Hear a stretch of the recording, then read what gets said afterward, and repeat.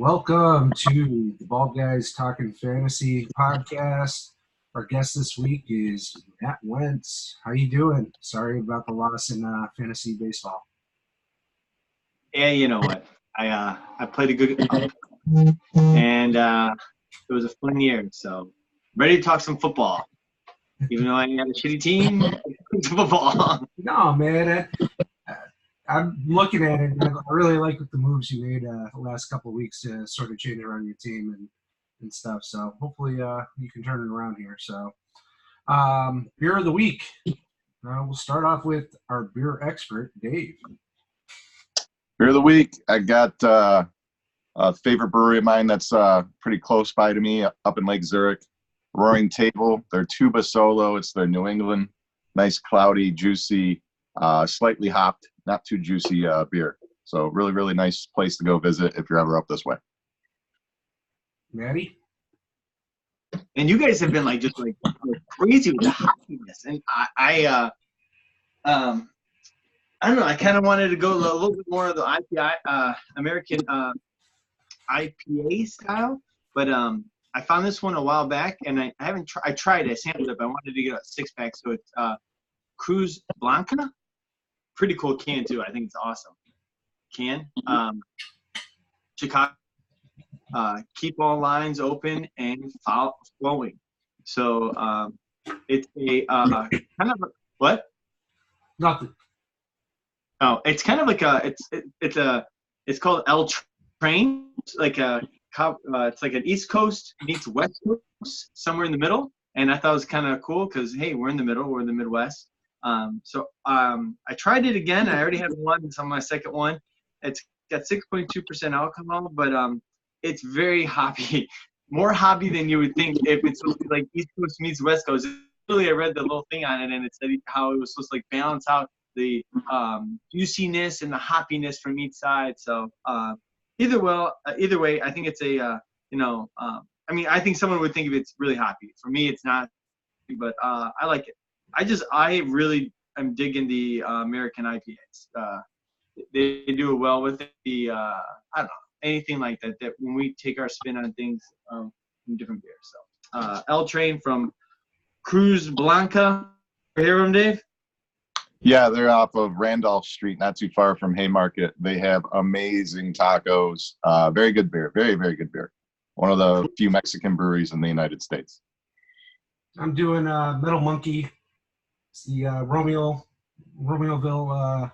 brewery, local here. I belong to their little club, so I get my howler filled once a month, and I'm doing breakfast for tyrants. Not my favorite that they're doing, but they're sort of in between right now. So I'm going to be getting Monkey Fuel this weekend. Woohoo! They're doing a brandy barrel aged Monkey Fuel. It's a Belgian triple, so looking forward to picking up one of those this weekend. Hey, real quick, I'm going to have a beer question. So I was looking around, and there's a lot of, it's going to get colder out. You want to maybe have a little bit of a darker beer, heavier beer. But when they do vanilla, and if they pair anything else with vanilla, since I'm not a big fan of these darker beers, but I mean, broad horizons a little bit, especially with the New England style IPAs that I just fell in love with this summer. Your guys' opinion, if they have vanilla already in the beer, and then they start pairing it with something else, can you even pick it up, or I should just stay away from that? Because I like the vanilla and things, but I saw they got coffee and everything like that, but I saw this one in vanilla and then raspberry and orange infused vanilla porter. Sounds good. Yeah, it depends on how they make it, but vanilla is a very fickle ingredient that can take over the whole thing, and if you use too much vanilla, it can actually change the flavor, so they have to go somewhat light-handed on it. But if it's done right, yeah, you can pick up all the flavors. I'm basically trying to make a creamsicle with chocolate. So we'll do our cheers with our drink right now to the person out of the survivor pool. So, Matty, you're out already. Scotty went out last week, and this week it was Darren. Sorry, Darren. With a new low, I've never seen a 56-point total. He had some really bad luck there. Yeah, at least he had it against one of the greatest teams ever. So. Yeah, you didn't have a good week either. You didn't My last 3 players didn't score almost nothing at all. So it looked like I was going to go on to crush. And yeah, it was a rough week. Yeah. So over last week's 2-minute drill, we went over some possible like roster back end, like cut or keep type of deal. Actually, 2 people on this podcast were the only ones to cut the people we went over last week. Dave, you got rid of cut his guy. He put him on the IR. You still he's off your roster, so you expanded. Henderson's on your IR now, and then Matty, you got rid of Ito Smith. Yeah, I mean, he got a concussion. He looked like he was dazed and confused. So, no love for Matty. So for the next for our next 2-minute drill for this week, what we're gonna do. And hey, we were all wrong about Jameis Winston, by the way. He looks great. We're going to do a draft. And basically what we're going to draft is the available players. We're each going to pick somebody who we think this week is a 1-week spot start. We're going to look at the matchups they're against and stuff like that. And we're basically going to pick, and we're going to do it by position. So it's going to be a little bit different here.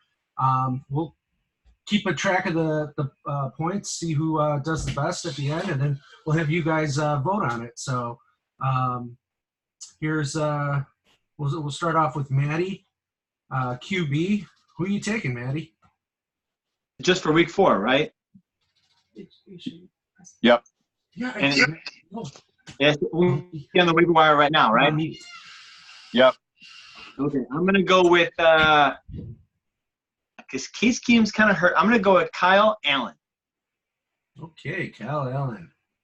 Good pick. Why did you pick him?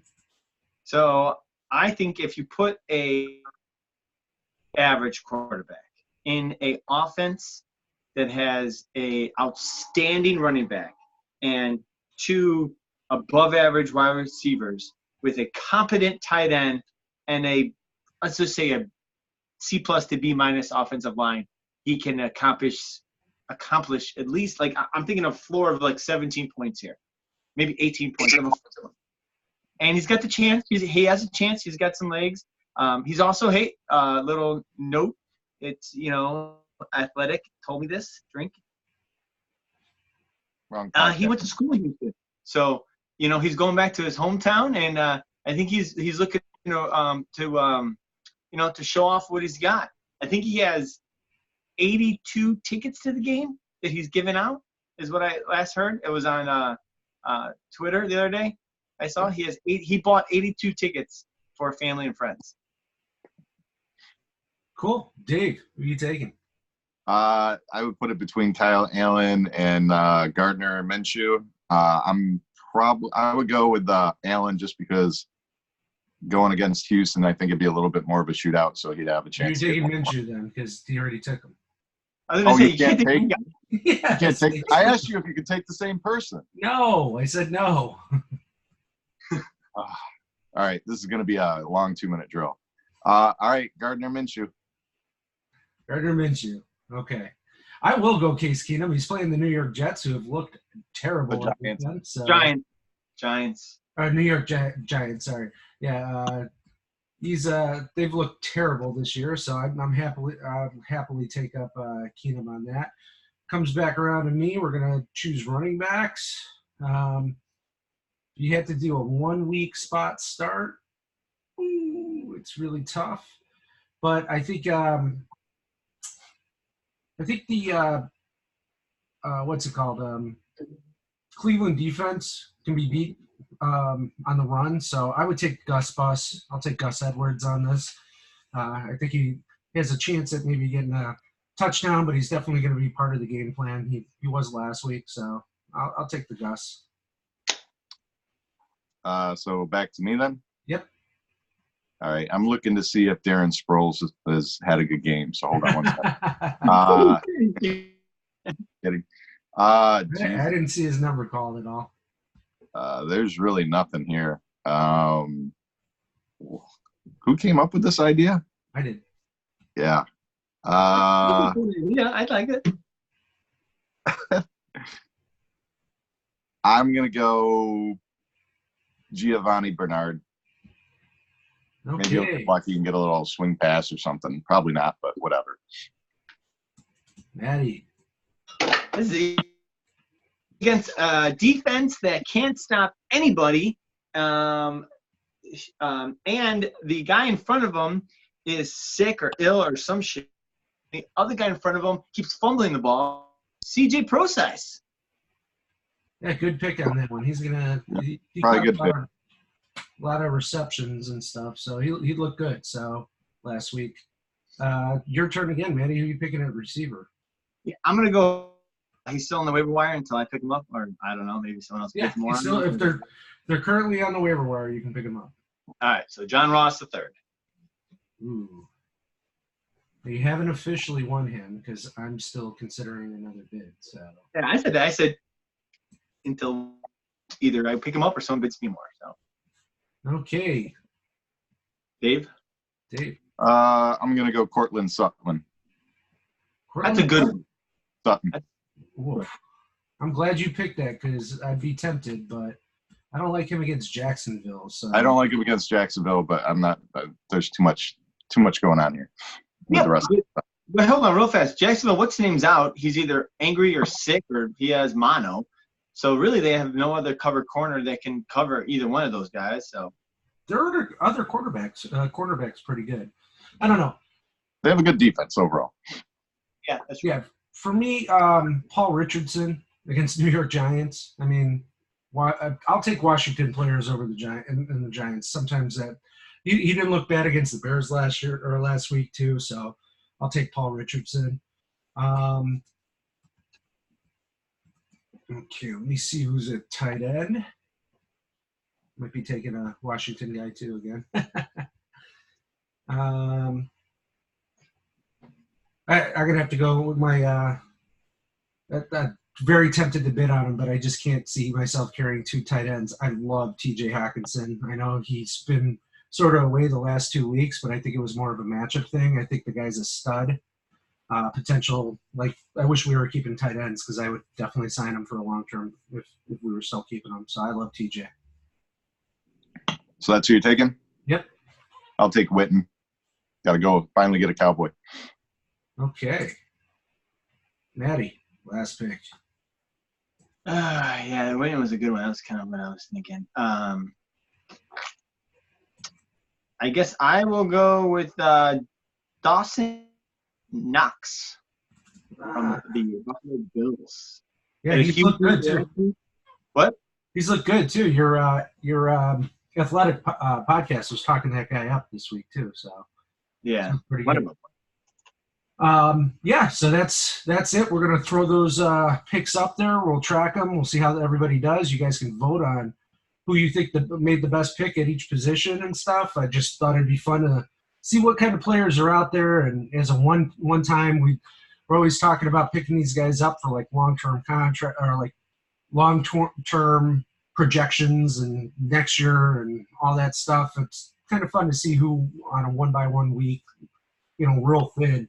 If I needed to pick up somebody for a spot start, who would we pick up? So we're not going to do a defense. I mean, you're so good at picking defenses. I figure we might do a defense. Just the 4 offensive positions. So news and notes. I think the biggest news of the week: Melvin's back. He reported to practice today. Won't be playing in this week's game, but they said he'll start reps next week and stuff.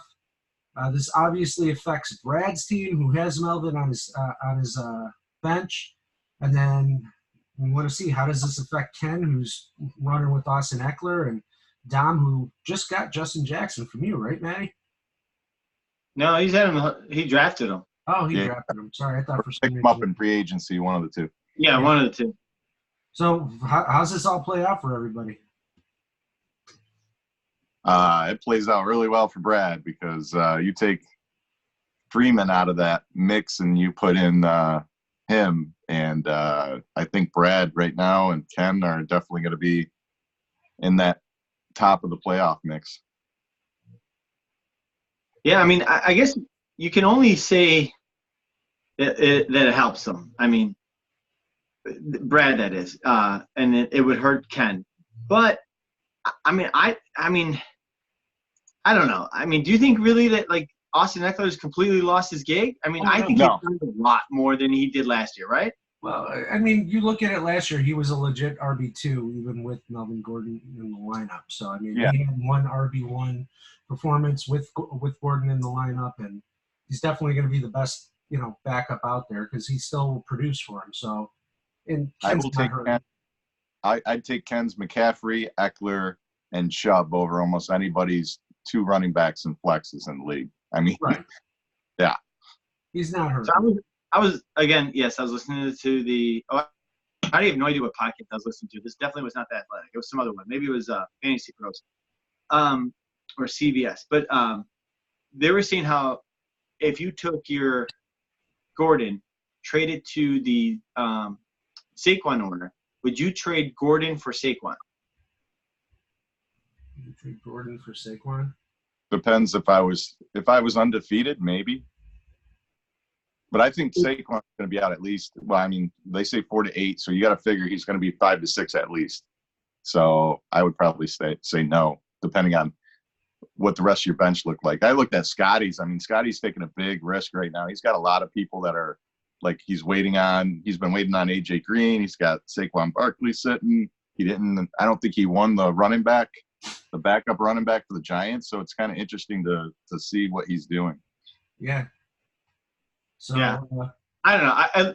Austin Eckler, he has 36, 20, and 11 points. Those 3 weeks. I think if you took those 3 weeks, you look at it, I think that 11-point week is about what he would get if Gordon was back healthy playing.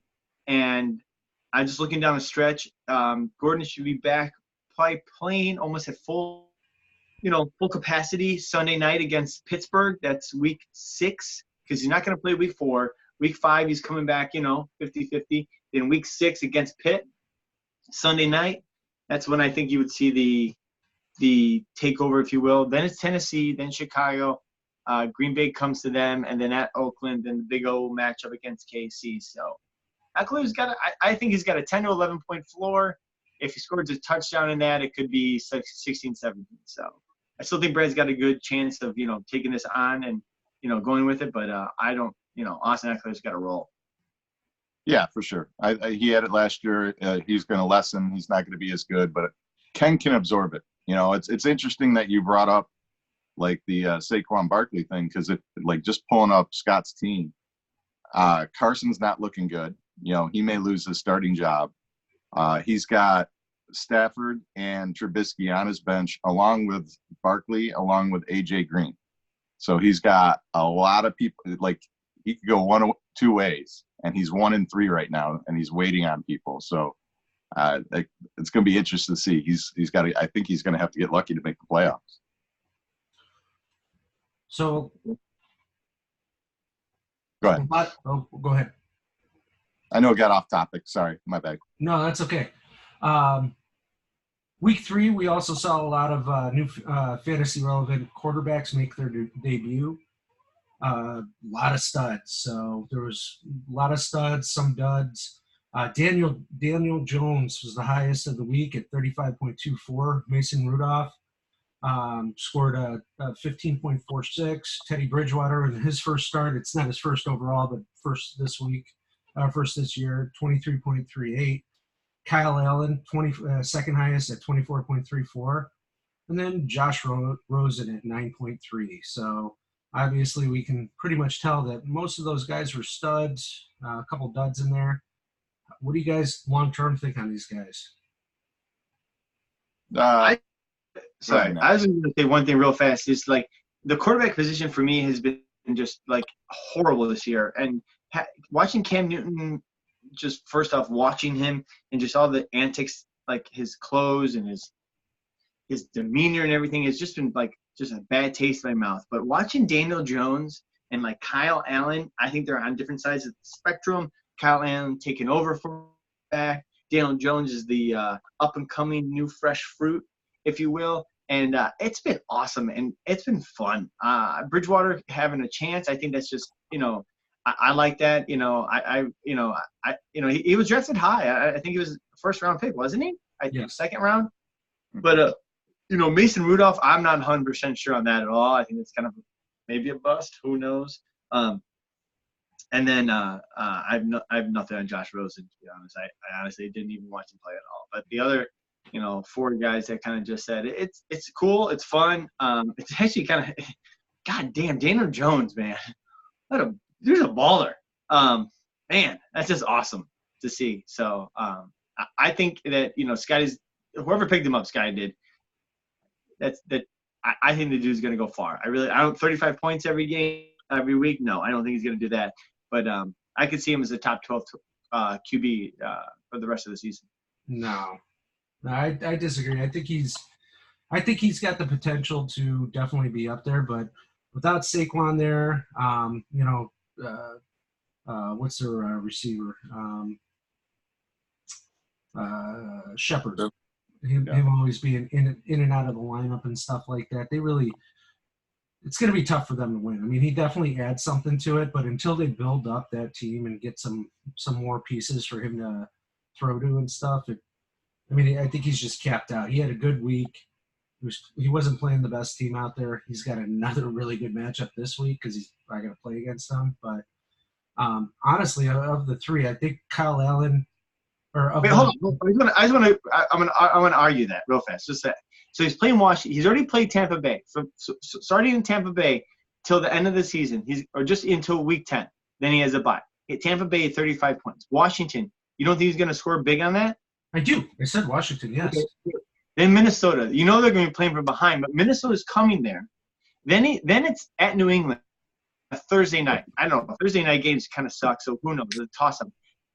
Arizona comes to the Giants. He's going to ball during that. At Detroit, I'm sorry.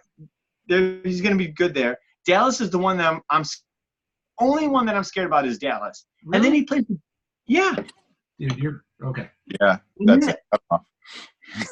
No, so let me get my 2 cents in on the quarterbacks. I think it's pretty cool to see all those guys step up, take over.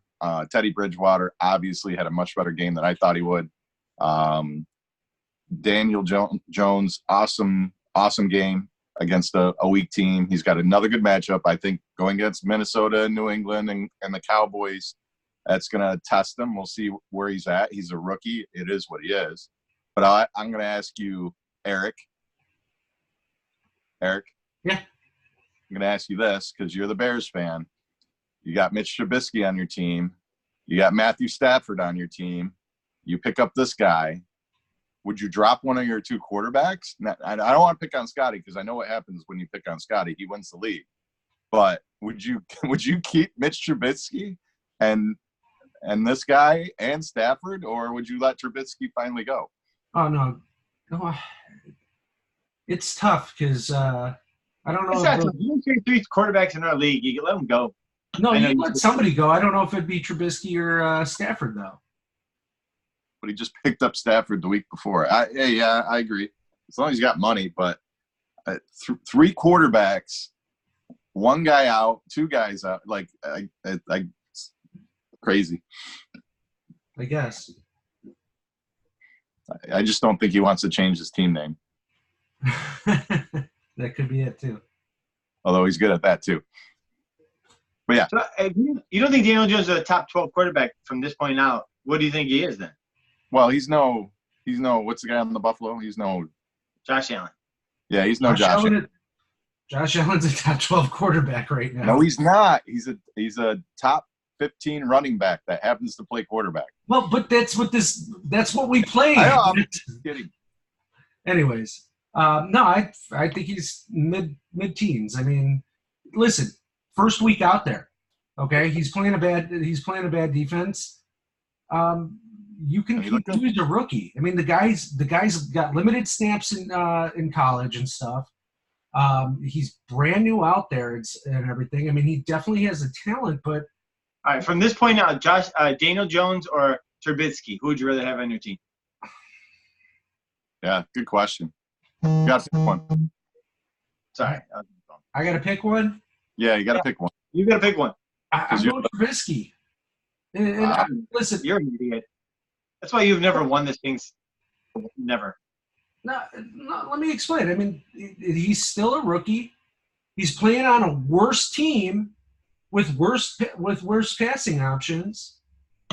Like I gotta look at the team because it's part of it is who you're throwing to too. If he's got nobody that'll get open, Saquon out, we'll see how good. I mean, he's played 1 week and he looked good. I mean, yeah, he's got Washington. We'll see how he does after that. New England. Washington. I think New England might have the best. He has Miami, Washington again, Philadelphia twice. Philadelphia's good. Not tonight, but Not tonight. Well, he's playing Aaron Rodgers. yeah, a little bit different. Yeah. So we'll move on to the matchups. Last week we had Brad versus Sean. Everybody picked Brad to win this.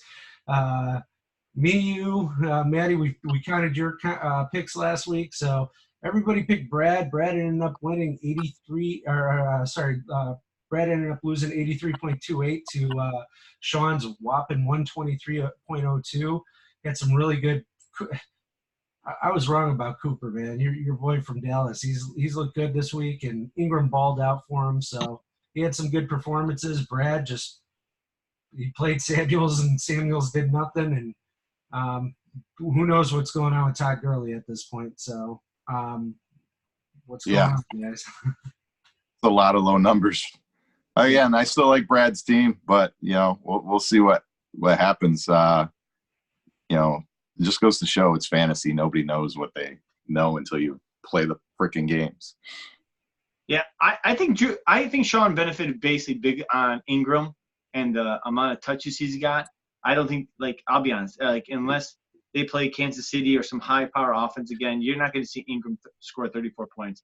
And then, Samuels with the 0, I thought it was a pretty good play, to be honest. Everyone was saying how, he was going to be used more in that. That one just shocks me to the 100th degree. And then I'll be honest, Robinson, I thought Robinson would have scored at least double digits, 10 to 12 points. And it was all that other short little guy from the Bears that scored everything. So you guys see Eagles won the game? Did they? They did score. It's over. Rodgers just threw a pick in the end zone with 20 seconds left. It was a good game. Sorry. No, that's okay. Little update. Here's the update.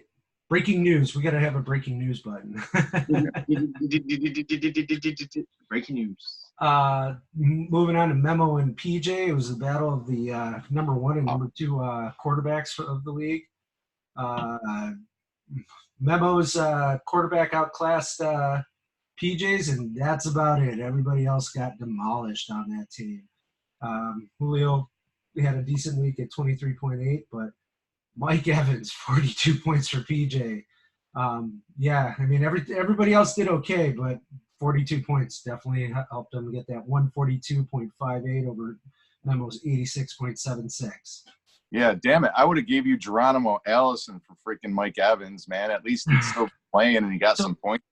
So rather than talk about the week we see PJ obviously won, I was looking at it today, and how do you fix Memo's team? Because going into it, both you and I, Dave, thought Memo's team was out there one of the best looking teams. I had concerns over his running backs. I think it's what's killed him.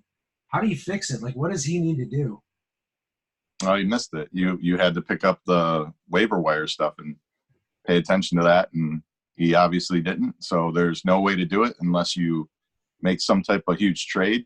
And it's so tough to get a 2-for-1 in this league if you think you're going to get 2 really good guys back. So I don't think there is a way to fix it at this point. There's a lot of low numbers. I don't think Connor's going to be the running back that a lot of people thought he was going to be. Cohen, same thing. He'll put up some big weeks here and there.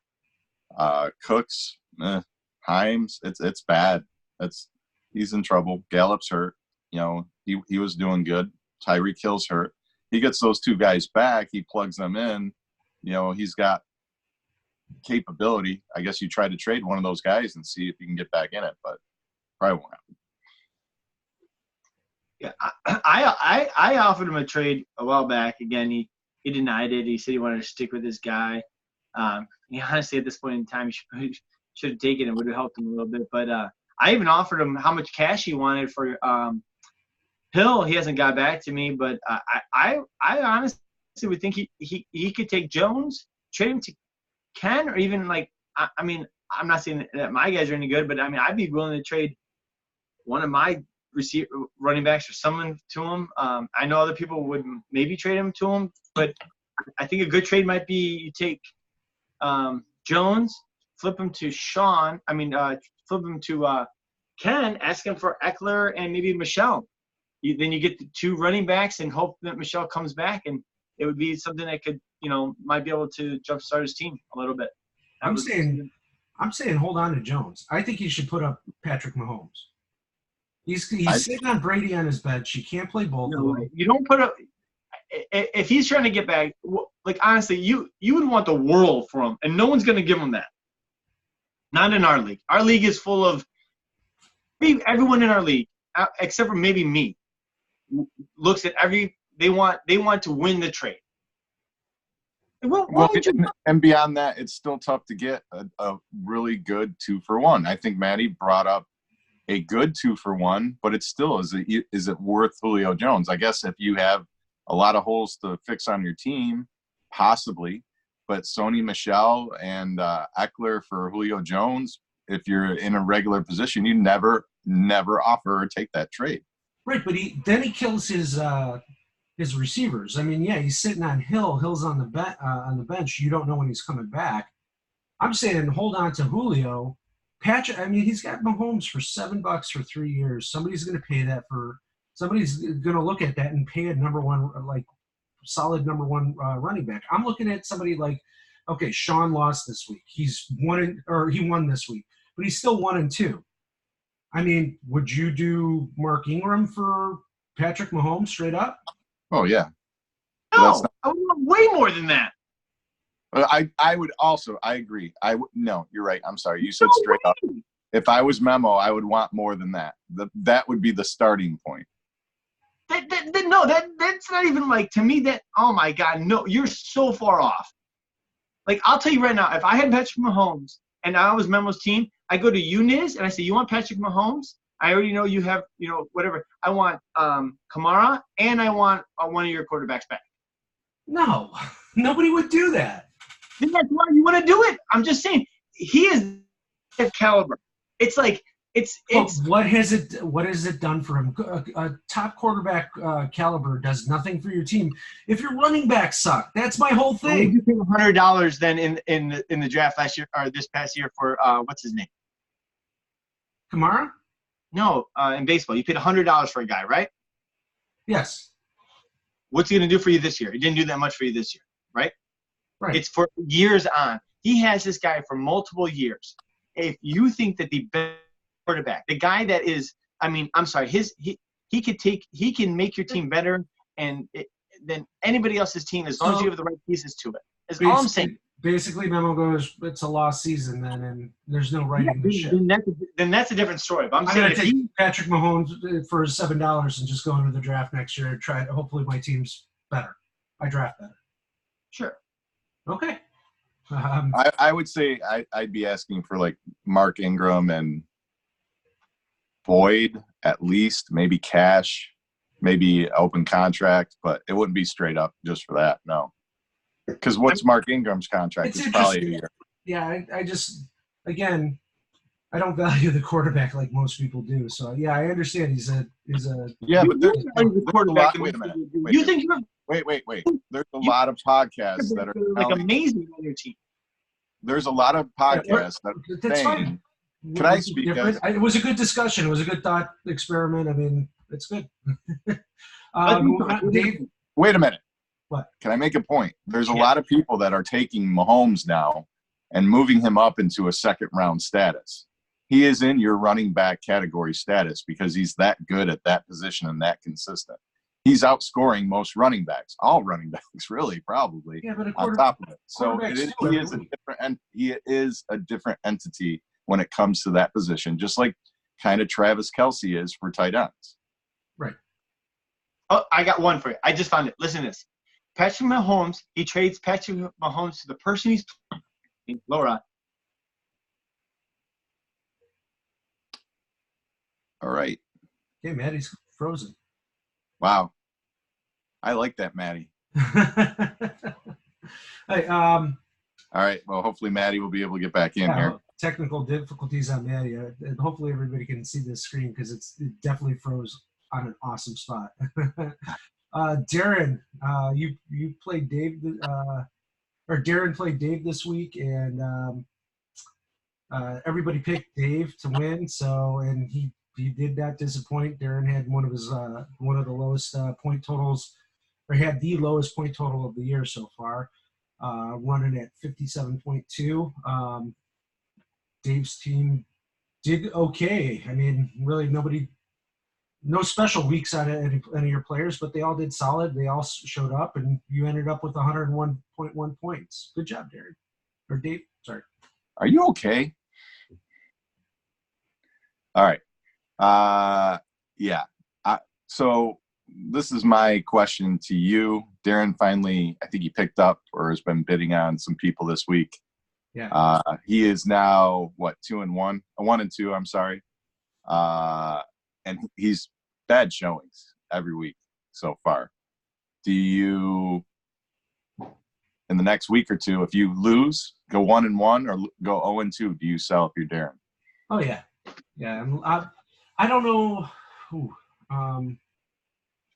Here's the problem with Darren's team, really. I don't know who on his team I really want to help me this year, you know?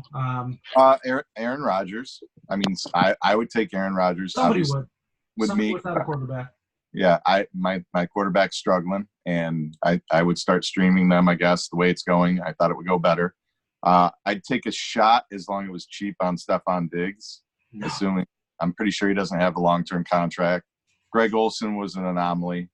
I don't like Diggs. I'm just saying, you don't know what he's going to be at the end of the season. Thielen was great last year, and then, he was good last year, so you just don't know. Sterling Shepard, if they keep that connection, he's got some value, and we'll see. I bet he starts him this week, or I would highly recommend it against Washington. Right. And Chris Thompson looked good. He might have a role as a flex. $31. What? Diggs $31. What? Oh, I got it. Diggs 2 years at $31. Oh, okay. Yeah. Now I can hear you. Yeah. You keep cutting out, Matty. It's almost like if you talk too loud, you sort of like cut out. So just be cognizant. Yeah, that's better. Your face. I can't. You need to rewatch this when we're done, because your face definitely froze in an awesome spot. It was like. But yeah, no. Then Diggs 2 years at 31. You said. Yeah. Yeah. So obviously I wouldn't take. I said I didn't know about the contracts, but he's got a couple pieces. I wouldn't take Diggs anyways, because just how that offense has changed. They're passing it like. I heard a stat. They went over like differences of what you were passing last year compared to this year, and the Minnesota Vikings are down 25% in their how much they're passing over. Like that's how much of a decrease they've done in their pass attempts. So. I guess I don't notice it because Thielen's still kicking butt. So. Well, Thielen's the only one getting targets, but I mean he threw the ball not that last week, but 2 weeks ago, 14 times in a game. Mm-hmm.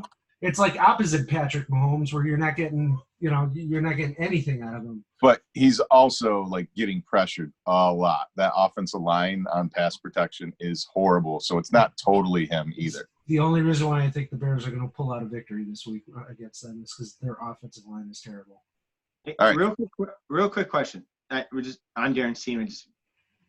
If at the beginning of the draft, after the draft's over, you have Stephon Diggs, $31, or Duke Johnson, $16. Who are you putting in a 2-year contract? Duke. Neither. Yeah, probably. Yeah, those are one-year guys for me. We knew Duke was going to be the – yeah. We thought. Yeah. Eric's probably right. Probably neither, but Duke between the two. His worst-case scenario is Duke balls out and you franchise tag him next year then. But, I mean, he was a guy that, like – I want to know. Yeah. So, hey, Matty, it was the rematch. You lucked out big time on this one. You want to go over your thoughts and emotions as Trubisky was driving down on that final or that one touchdown drive and threw away?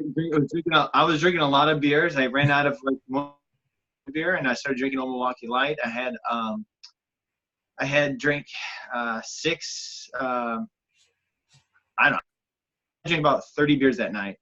Already lost in baseball, and What happened in baseball? I missed What? it. What happened in baseball? I lost in baseball. Interesting. Not I interesting. can't believe on a side note, I really thought you were going to pull it out. Those 2 starters look good. I thought you were going to get 2 quality starts. You probably had some high hopes. I was like, holy shit. And then they pulled them, in the 5th inning, both of them. Yeah, one got blown up. One got blown up. I honestly, how about this? I was just gonna ask you guys. Did you guys think that was a catch in the end zone? Oh yeah. Yeah. Yeah, he had control the whole time with the right hand. He didn't have 2 feet in. He did not have 2 feet in. He did. No, I watched the NFL the next day. I watched the NFL Network, and the girl on the NFL Network, she said, "Oh yeah, it's in." The 2 guys, you know who I'm talking about, right? You watch the NFL Network in the morning. Those 2 guys are like, it wasn't in. No, it was. It was. And I listened to a ton of stuff too, and everybody said it was a catch. I mean, like, yes, there was a good handful of people. You talking about the Bears game? My emotions were overflowing with pissed off emotions. I even went off on Dom for whatever the fuck he said to me.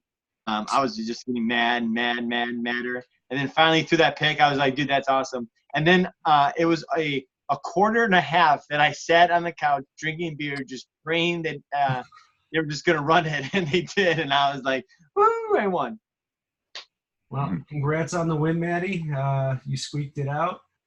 I played against Dom last week, so we were one of the key matchups. It was number 1 versus number 4, and basically my team went off. I had the highest point total of the week, 161.44. Dom's team didn't do bad at 111.16, but he just ran into the buzzsaw. Kamara had a great game. Watson did great. Tyler Lockett looks like a number 1 receiver this year. So after everybody crapped on me because he got 2 targets the first week, he's got 30-something targets the last 2 weeks. So you were nervous after that first week. Yeah, come on. Don't tell me that you were like, I'm sorry.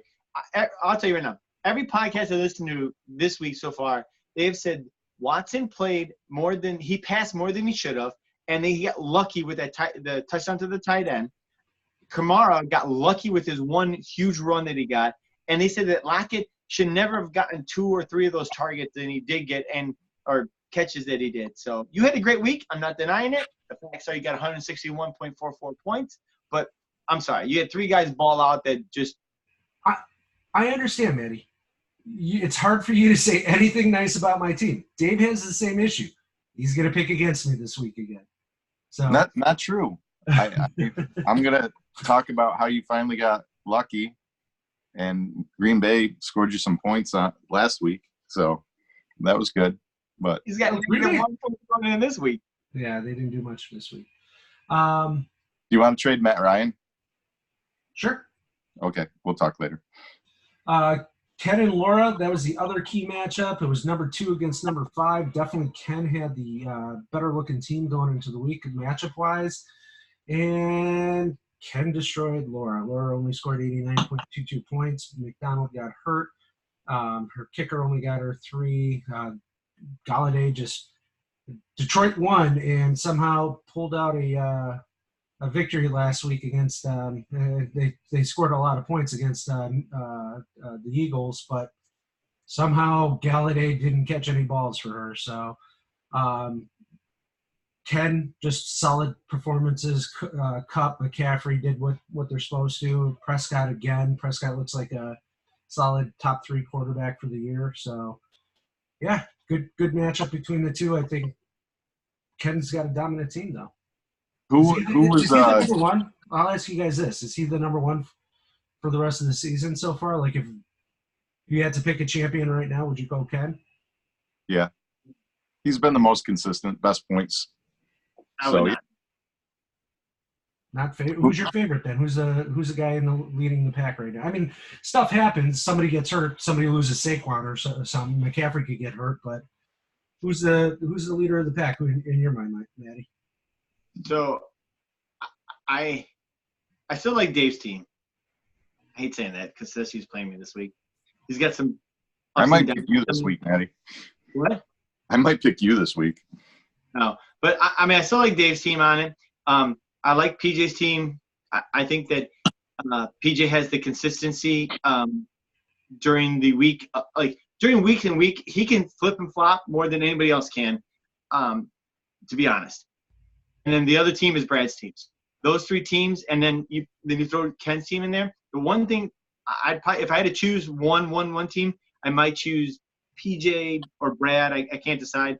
But the one thing I don't like about Ken's team is that there's already been shown that if McCaffrey doesn't go off, his team is vulnerable. And I'm sorry, I don't like Dak Prescott after the bye. I know he plays the Giants, but after that, it looks really bad. It's Minnesota, Detroit, New England, Buffalo, at Chicago, the the Rams, and then Week 16's at Philadelphia. I think I don't know. I'm just saying. And then I know he has a Breeze coming back, but his bench is full of Chubb, who's not been performing. Hardman, he's never going to play him. Kittle, I don't know. He should probably trade him. He just picked up Will Disley. Breeze, and then Montgomery, which I don't know what the stupid Bears don't know what the fuck they're doing, and that's it. I like how I ask you one question and you go off on how does that even work with you? I said, who's your favorite? So who's your favorite? I don't even know after that. Yeah. Brad. Thank you. Okay. Answer. Question. Answer. Okay. And what about you, Niz? I'm going to go Ken. I think he's stacked. He's got enough depth in that running back. No, that's it. Just Ken. One word. No, you could talk. You brought up 5 teams. You talked about every single these 5 teams are up there, and I'd pick one of these, and then I'm not going to say who, and I'm going to go into it. I said Brad and PJ. I'm going to say Ken. I'm going to say Ken because he's got depth in that running back position. I think Michelle's better than what he's shown, and he's got some. Yeah, I think he's good. Anyways, overall standings. Dave went 3-3 last week and 3-3. 3-3 last week. His overall is 7-11 for the year. In the inverse, I went 4-2 last week, and I'm 11-7 for the year.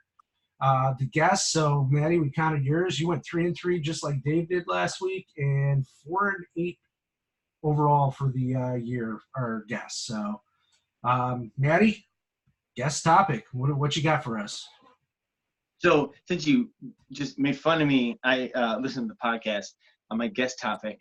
I'm just going to take that completely away, make it simple. The guest topic is football has short sample size. And I remember last year watching Julio Jones not score touchdowns. And I traded his ass away for a bag of peanuts and a half deflated ball. And guess what he did? He scored touchdowns. So I was kind of just going to open this up. Thought maybe we could talk for 30 seconds because anything longer than that, I'm going to get just made fun of. But it's full of short sample sizes. And I was going to say, what's your guys' view on this? As of right now, I'm looking at my guy. I'm just going to take my guy into, talking about my, person on my team. But Hopkins had one good game somewhat and 2, I drafted him. I paid $6. I'm expecting a lot of money, a huge performance out of this guy. And I'm not ready to trade him right now, but I've been fielding offers. I've been talking to Laura, Dom, and, Ken a little bit. So what do you guys say on, in football? How long do you give a player? And, if it is a top tier player, do you give him long? Is it a short tier player? Do you cutting them?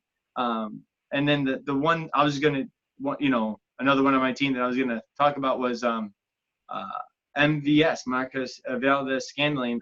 Traded him away. He had one okay game, another kind of good game, and then I traded him blew up.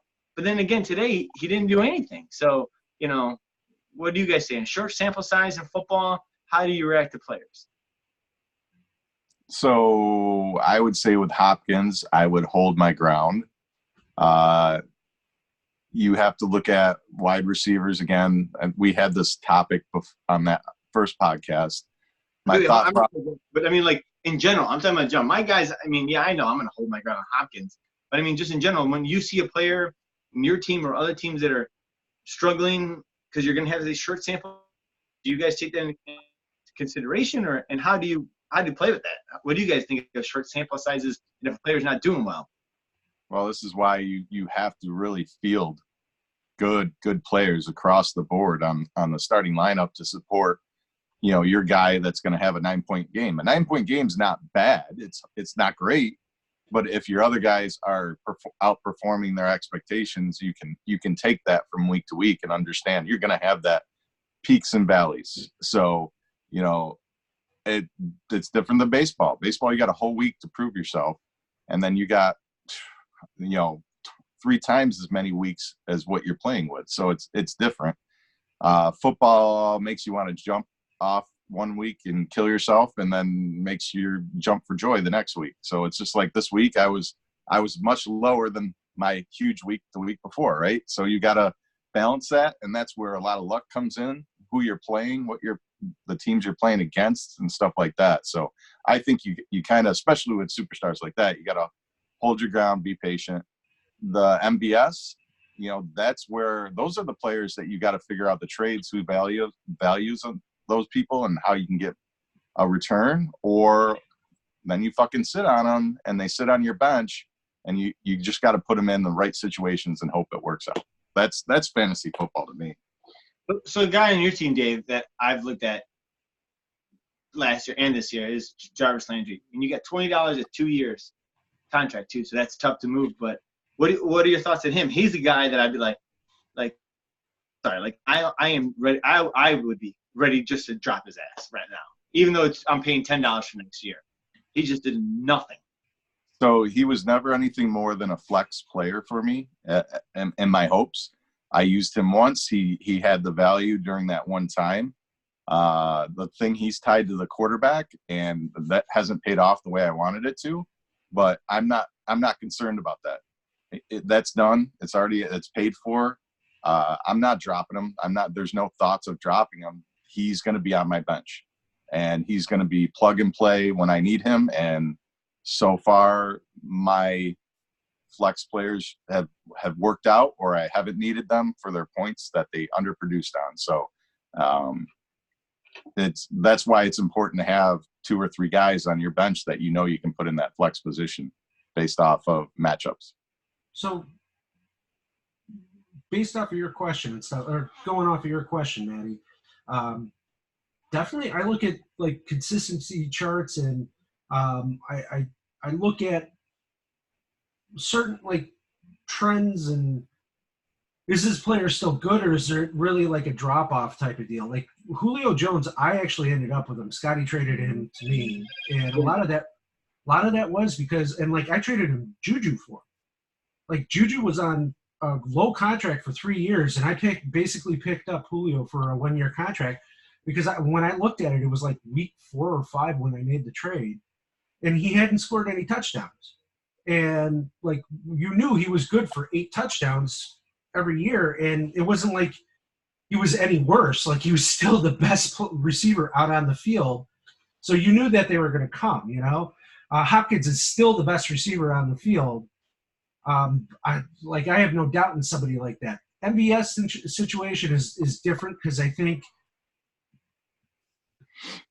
he has Devontae Adams, and then he traditionally, like Aaron Jones or Aaron Rodgers, traditionally has a second receiver that he can sustain, but you don't know who it's going to be week to week. So Geronimo might have a good week. MVS might have the week, or it might even be like an Aaron Jones catching balls out of the backfield or something like that. So you just don't know.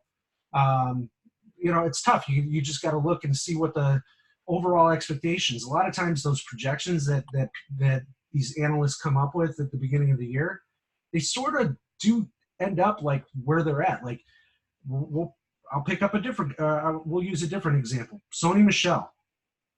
He's done pretty much nothing. That's a good one. He's sitting on Ken's bench right now. I mean, that's one that I'd be like trying to shoot for because he's definitely underperformed. I don't think he's any worse than what he was last year. Like it's not an injury issue. It's not a capability issue. It's just he hasn't had the opportunities. The game script really hasn't gone his way and stuff. And they played teams like Miami where they're not going to throw him out there. That's why the guy Rex Burke had on my team got 15 points against them because he's the backup to Michelle. They're not going to play him. So somebody like that, I mean, I'm going to hold on to. I'm willing to wait and stuff, but sometimes it doesn't always pan out. But that's what I look for. I mean, that's Ken and I were talking Michelle earlier today, but he wants too much. Yeah. Well, that's Ken. Yeah, and my players, he likes them. My topic that I talked about before was like money and why people don't spend money in the draft and everything. And I just looked at it and I said, I kind of agreed. It was kind of a long, stupid topic because it was just me venting. But well, wait a minute.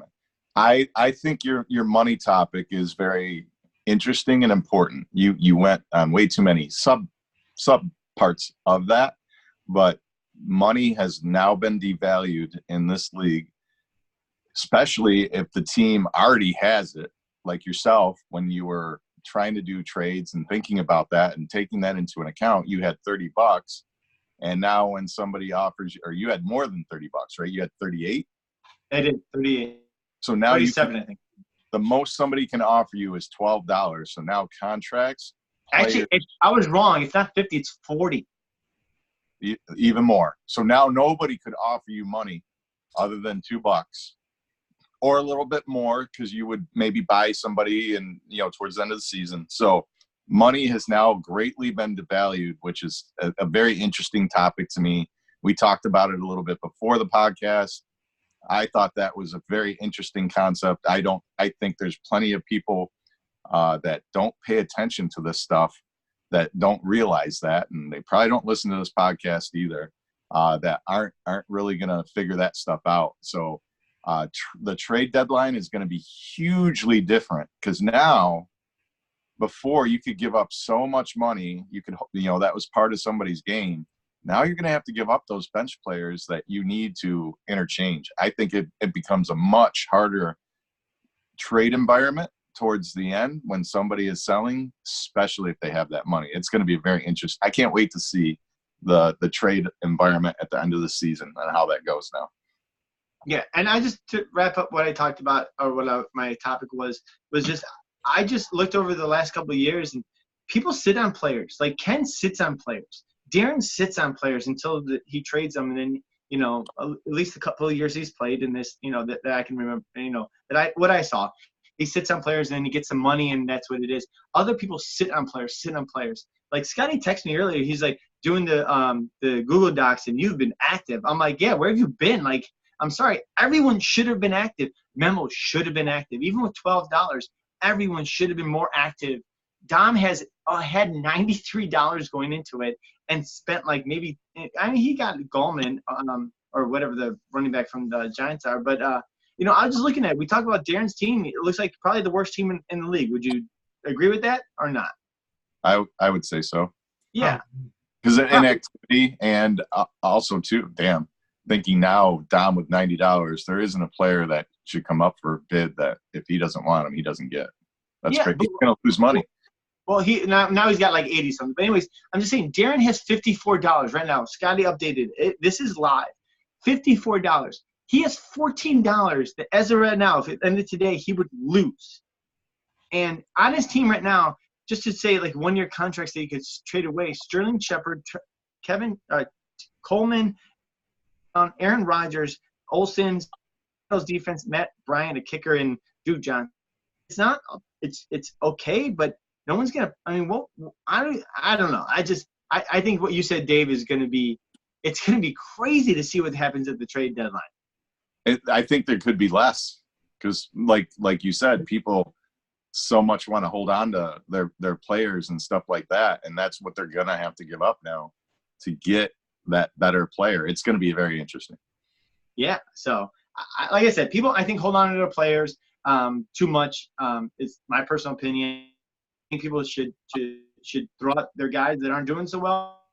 The sample sizes are so small, and who cares? I mean, look at Ken. I mean, Joe Ross for a good tight end, but that tight end's only going to be a good tight end for a couple weeks. And he has another good tight end on his team, but hey, he's got the money, so it doesn't really matter. But look at me and you, Niz. We're fighting over Joe Ross right now, or John Ross. John Ross. Thanks, guys. It was a good topic, I thought. Okay. This week's matchups. I sort of went by, like I normally do. We went most interesting topics to, or most interesting matchups to the matchups of the week. And this week we've got, starting off, Laura versus Memo. Definitely got more interesting after tonight because Laura's team didn't really do much. But she was projected originally to win 104.48 to 95.72. That's sort of normalized now. She's the projection now is 94.68 to 94.09. So, Philadelphia's defense only got Memo 5 points, but Nelson Aguilar, who played the entire game, got Laura 0 points. So, Alshon Jeffrey was back. So, Laura definitely screwed up. Jeffrey was on the bench, 11.3 points out of him. He had a touchdown and 3 receptions for 38 yards. Wasn't much, but it was more than Nelson Aguilar at 0. So I'm still going to pick Laura's team just because I think it's she's got the running backs and the matchups on the running backs are pretty decent. So what do you guys think? Normally putting up a goose egg wouldn't be a nail in the coffin, but I think on wide receivers, Memo's got her. Quarterback, Memo's got her. She's got him on running backs. I think James Conner will have a decent game against Cincinnati. Their defense is not great against the run. They have trouble tackling, but I think Cohen, Cook, and Hines are just going to kill him. He has nobody to put in his flex other than Hines, and that's not a great flex. That's somebody I would drop and would have picked up in the last 2 weeks, somebody to put in there. So I think that's going to come back and bite him. So I'm going to go Laura. Yeah, I honestly don't know why Laura played Aguilar. I would have played I would have put Moore into Aguilar's spot, and I would have put Hyde into Moore's spot because I think Carlos Hyde could easily score that 10 points that he has. But that didn't happen, and I'm actually going to pick Memo on this. It's going to be really, really close, but I have a feeling that Memo's kicker will probably outscore Hines in this one. And I think Hines still will score points, but combined they'll be. Feel it in the kicker projections. What? You feel it in the kicker projections. Yeah. What'd you say? You feel it in the kicker projections, like. Well, I'm just looking at the kicker and that flex player. I'm counting Aguilar as at 0 there, so I feel he's got a leg up there just because Aguilar already scored 0. So, and like what Dave said, I think. Connor, I'm not saying he bounces back to 30 points or some shit like that, but he's going to have a good game. And I think that 13 that he's projected to maybe 15 is about right. So I could see Memo winning by a couple points here. So I think Memo. Dave, who'd you pick? Laura. Okay. Moving on, Sean. Right now sitting in 9th place at 1-2 versus PJ. At 2-1. To me, this is a no-brainer. PJ all the way. He had a good start to the week. Right now, as it's projected, PJ is expected to win 118.64 to 104.01. He had Zach Ertz go tonight at 10 points, and Aaron Jones got him 14.8. What do you guys think? I'm going to go PJ. Like a good team, solid team all around. Nothing against Sean. I mean, he's got some good players and some good matchups, so I think it'll be closer. But it's tough to three-peat is what I've said. So I'm gonna go PJ. Yeah, I'm gonna go PJ too. I think Cooper is gonna have a ball-out week, and then he's gonna dip down after this. But I'm just a little scared of OJ Howard again. Like, I don't know. Did they not know he's on the field? And then No. Fournette, I've heard rumblings that they like the guy behind him more than they like him. So I'm just Then worried about he'll only get one more target than 0. What? That the tight end's not used in that offense. It doesn't matter. That's game. That game's done. Yeah, it's weird. He needs to move on from him now. Yeah. So another one that I projected that was going to be not even close. Dom was going to sitting at second place right now, was going against Darren at 11. Darren initially was, or Dom initially was projected to win 109.04 to 96.74. Well, updated projections, and Aaron Jones balled out for Darren tonight. So he's right now the best. Rodgers. Aaron Rodgers, sorry. Darren's expected to win at 108.42 to Dom's 104.52. Dom had MVS go 47 yards and 3 receptions for 6.2, and then Mason Krause, we got him 9 points. So I'm still going to pick Dom just because I don't like Darren's running backs at all. So even Dalvin Cook going against the Bears and Josh Jacobs going up against Indy, I like that matchup a lot. Matty. Yeah. So it's close, and doing Thursday night when we already know some of the outcomes, or we already know the outcome of 2 games. I think Robert Woods, hot take here, will have 2 touchdowns and 130 yards. So I think he's going to win. And I'm not just saying just on that, but I also think Phillip Rivers is going to have a great game against Miami. And like kind of, I hate saying, agreeing with Niz, but he's kind of right. I'm not really fond of his 2 running backs. Even though I think Thompson could have a good week, and James White coming back with the birth of his kid. But Buffalo's got a stack. They're pretty good in defense too. So I like this by a couple points, probably about 4 or 5. Dave.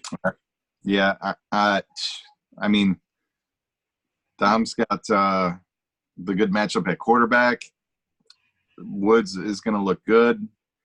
Nah, I got to go Dom. I can't pick Darren. I'm sorry. Dom. So next matchup, we had me sitting at 3rd against Scott again at 8th.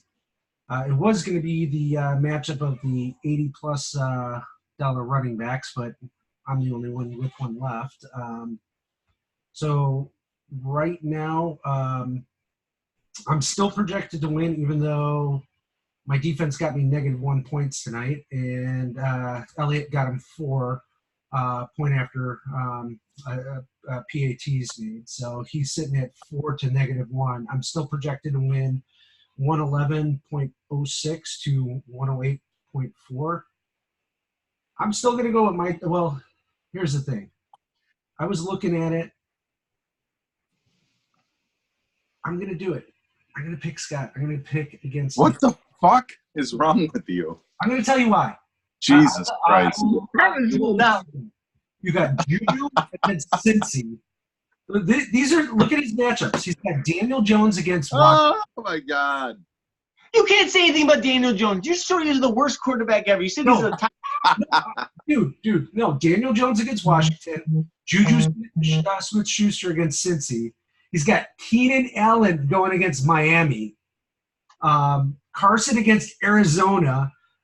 Mack against Oakland. It's like every bad defense his players playing against this week. And I think my team's better. I think I Kamara's going against Dallas. I mean, great. Yeah, wait, hold on. You just said every bad defense. Fitzgerald is going against Seattle, who gives up a ton of passing yards. They just look what whatever. Kamara's going against Dallas. That's not what I'm talking about. Against the Giants. Ingram against Washington. I like Arizona. I'm picking Scott. Are you really starting AP? Yeah, why? Isn't there somebody better on your team? Yeah, well, my other option was Sanders, but he didn't get enough. I'm glad I don't know. You have Burkhead. Every week on this podcast, you talk about Burkhead. Every time I talk to you, you're like, hey, I got Burkhead. He's not But it's bad. Oh, Yeah, you wait, never no, Matty, did you see the last podcast where I said I wouldn't want Burkhead on my team because I couldn't trust myself to put him in? Oh, I'm going to put in AP, who his coach doesn't even fucking like him. yeah, but No. he's gonna get against the Giants. I just Oh, It my doesn't God. matter. All right, so Matty, who do you pick? I think it's Scotty, actually. I'm going to pick Eric. I just don't. I'm sorry. best podcast ever. Chris Carson wants to fucking. His coach wants to piss all over him. I think. Yeah. Keenan Allen looks great. I don't like Rosen, and who knows? I didn't like Rosen last week, and it didn't matter. I don't like Mac. I love Mac. I think if T.Y. Hilton's out, all they're going to do is give the ball to Mac. I really do think Mac could actually get about close to a 20 spot this week. Well, this is why I'm 7-11, and he is whatever he is on his pick. So, but I'm gonna go fucking Eric, just because Eric picked against himself. All right. So now we get Dave 5th against Matty 10th. I don't like the team this week. It's actually a pretty close matchup. I don't think anybody had players going tonight.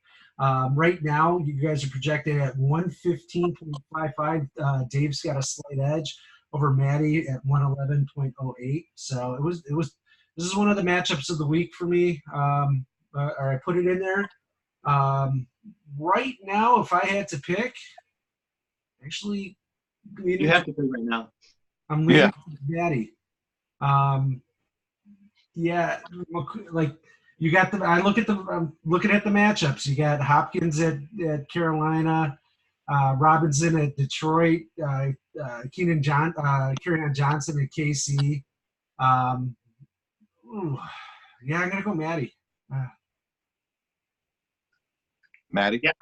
I have a tough one. Like I really don't want to play Dalton at Pittsburgh, but the last primetime game Dalton played, he had 4 touchdowns, 0 interceptions, and 300 plus yards. And I know he's not very good.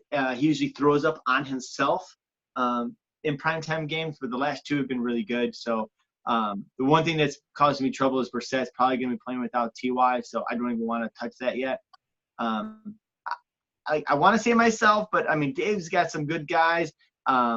Elliott in New Orleans, I think could probably go off. And Kelsey, New Orleans has got one of the best run defenses in the league. Like they're legit. Yeah, but it's Elliott. I mean, it's when you have studs like that, it is what it is. What causing me concern is that Godwin came up on the injury report recently. Yeah, Thielen is going against the Bears, and I could see the Bears Minnesota game being like 13, 14, maybe to I don't know, 17 or some shit like that. And so I don't want to do it really because I feel bad about it, but I'm gonna pick myself.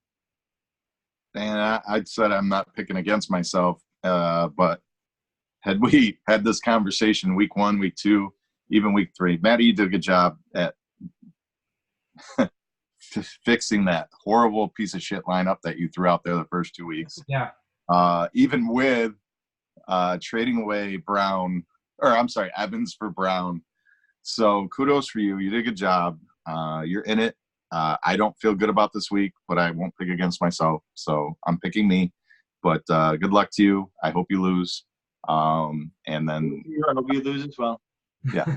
Hey, even that trade. Cheers.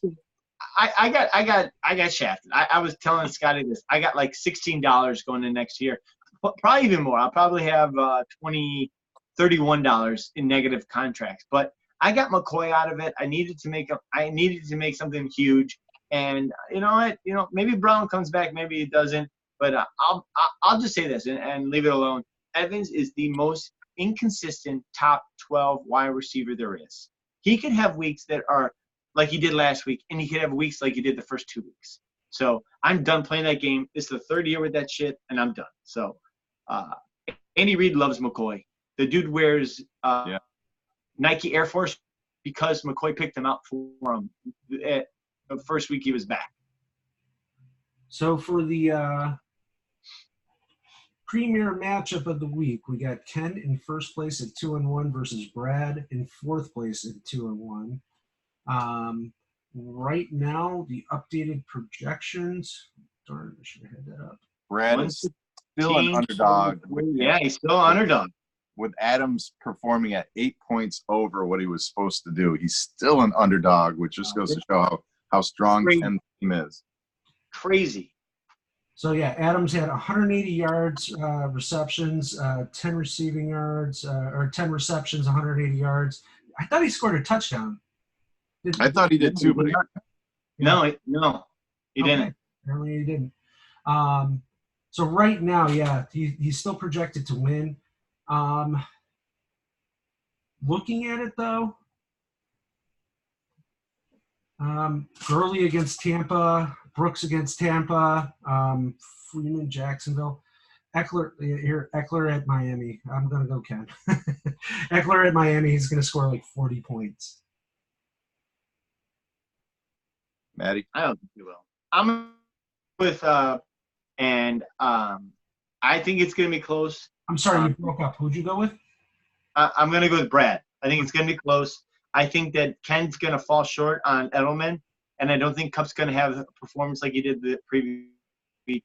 And Sony Michel has been just god awful. So those three players will underperform enough where Brad could overperform, I think, and I think he will do it. I think what's his name? McLaurin. What do they call him? Yeah. No, what do they call him? He's got a cool name. I don't know. McLaren? Whatever. But I also think that what's his name? I think Gurley kind of comes back in this one. It's a tough defense a little bit. We got to give him some credit, but I think Gurley's going to rebound a little bit in this one. And Freeman's been looking okay, so. So here's just one that so Eckler scares me. Disley scares me too.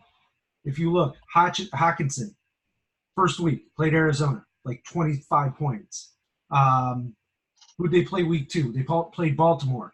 Mark Andrews had 22 points. Last week, we just said Greg Olsen probably is not going to do it again. Greg Olsen had 20-plus points against Arizona. So I could see Will Disley going up against Arizona, hitting that 20-point level again. They are the worst at the tight end. Yeah, but, I mean, at the end of the week, if I said, hey, Sony Michel got 1 point, would you be surprised? No, but I think he's got enough on his team, with those matchups that I think McCaffrey's matchup proof, and Eckler is going to just go nuts. So, I mean, also, Andrews, tight end for Baltimore. I mean, the first week he had 28 points. I'm just saying Arizona in general doesn't know how to cover him. Hawkinson's had 2 really bad weeks after that. So, I mean, Arizona's just terrible. So, I think it'll be close. I honestly think between Edelman and Michel, they're 10 and so 22 points. I think they'll score combined 10 points. I want to say Brad, because if you got to put Michel in over Chubb, that's for your flex. He's got to make a decision over benching Chubb on his flex for Sony Michel. And I kind of agree with what he's doing. I think Eckler, the matchups, Miami, the Houston, Buffalo. Buffalo's a tough pass defense, but I think it's going to be good. I think Kupp and Cooks probably almost balance each other out. I think Brad wins on wide receivers. I think Ken wins on running backs. I think the flex position sucks for kind of both of them, but if I had to go with the flex, it would be Brad. I think Ken did a great job with a pickup for Disley to replace Kittle. So just goes to show somebody paying attention to what's going on. That was a good pickup. It's a tough pickup. I want to choose Brad, but I'm going to go Ken. Okay, so that wraps up our matchups of the week. We're going to finish up like we always do. We still got 4 picks. I mean, we had the lockup picks last week. We went double Dallas, double New Orleans. This week, we need your help. Dave and I, we've gone back several times. We still got 4 picks to go. So here are some of the possibilities. We got New England over Buffalo at home. I don't like the matchup, but it's one of them. KC over Detroit at home. Detroit's at home.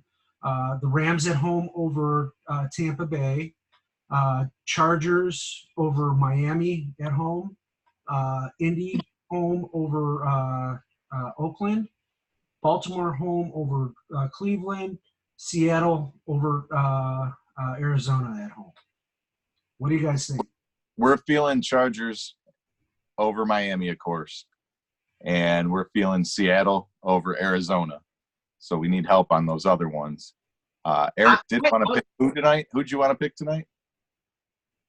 Green Bay? Yeah. I was like, I almost wanted to pick them, but I mean, there's no really, like, even the Chargers.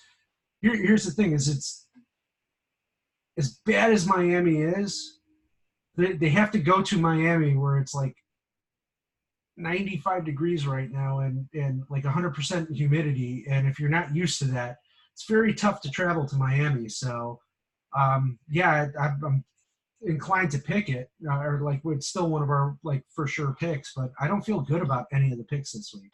No, and we got to spread out the 4. You know, you got to play the odds at this week. To me, it's New England, Kansas City, Chargers, and Seattle. That's my choices. My problem with who'd you say? New England, Kansas City. New England, Buffalo's at home. It's an interdivisional game. It's I don't care. Pick.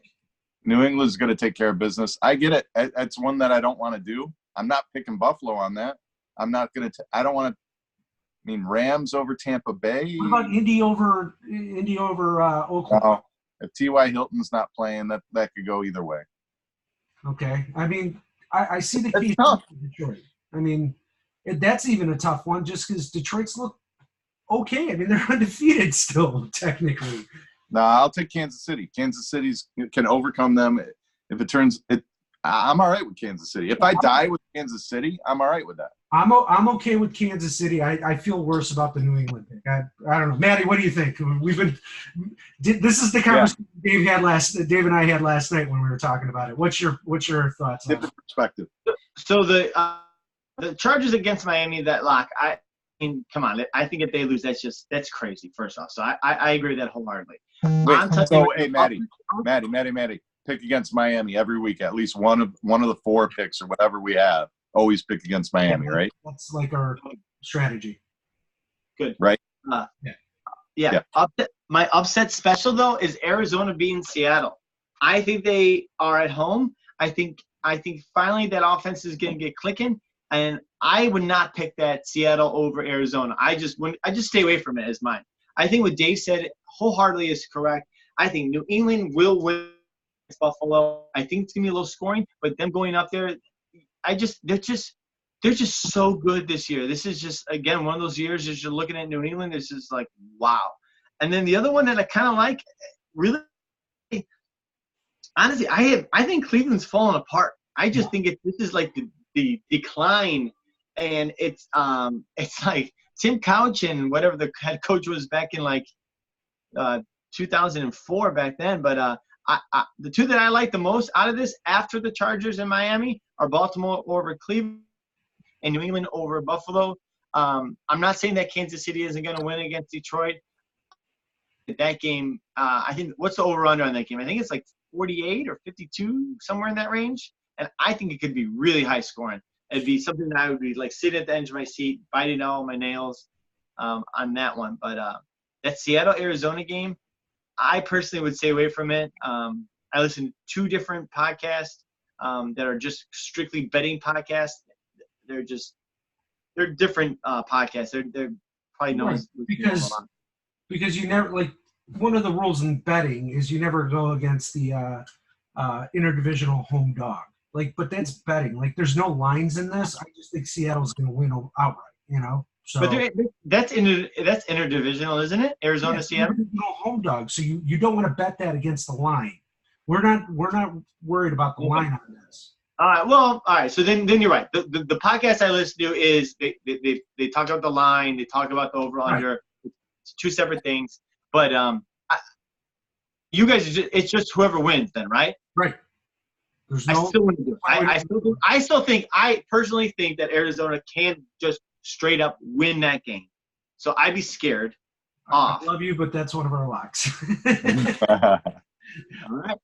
it's a great perspective, and I'm glad you said it. Yeah. Yeah, but the other ones, I mean, you got the Baltimore Cleveland game, and why not that one? And what Dave said, I think what Dave said, like if you're gonna pick two more, Baltimore Cleveland, pick Baltimore, New England, Buffalo, pick New England. Okay. Well, we'll post all these on the when we show up the link. Hopefully, you guys can vote. Give us some. I can't wait to text both of you when Arizona wins. Hopefully, you guys can give us some advice on that. We really appreciate Matty coming on the podcast this week. Dave, any last thoughts? Yeah, I can't believe I picked you and you didn't pick yourself. You got to have a little self-love there, buddy. Didn't like the matchups. Matty. No, thanks a lot, guys. You guys have been doing a good job. Something fun to watch on my way to work, listen to. And so thanks a lot, guys. You've been doing a good job. Keep it up. I even especially love that you actually changed your name of your podcast. Yeah, thanks for the suggestion, Matty. Get ahead of that. I'd like to thank Matty again, and sorry I went off on you in the middle of it, but you're always a stellar guy to have on, so I really appreciate you coming on. So thank you very much. You guys have a nice night. Good luck, everybody, except for Scott against me.